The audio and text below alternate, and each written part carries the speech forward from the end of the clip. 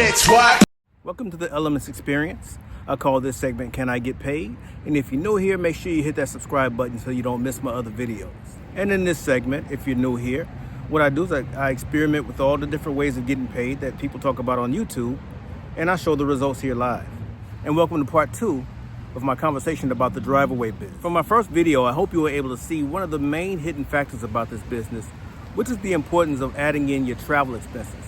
I hope you're also able to see how some drivers have a tendency to overstate their earnings without talking about travel expenses, and how that really doesn't work in your favor. But in this business, there's another factor that impacts your pay, and that's layover time. And these are the days when you cannot work for various reasons.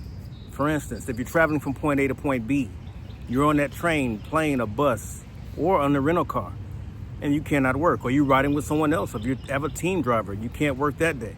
Whatever reason why you can't work because of your positioning is going to be considered layover time.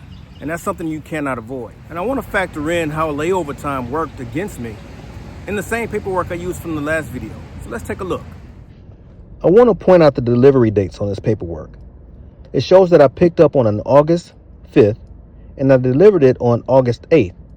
Now, from North Carolina to DeSoto, Texas is about 1,000 miles, give or take. Easily done in 2 days. But what happened is I picked it up on a Friday and I made it to Texas on a Saturday evening. And the drop-off location was closed, so I had to spend Sunday in Texas and drop it off that Monday. So in this case, you can see another reason for layover time is going to be accessibility to the drop-off location and the runs that carry over the weekend. Sometimes the drop-off location is going to be closed and you're not going to be able to drop off the unit. So let's factor that into my $1,350 2-day run. That we started with that $1,350, and after travel expenses, we ended up with $585.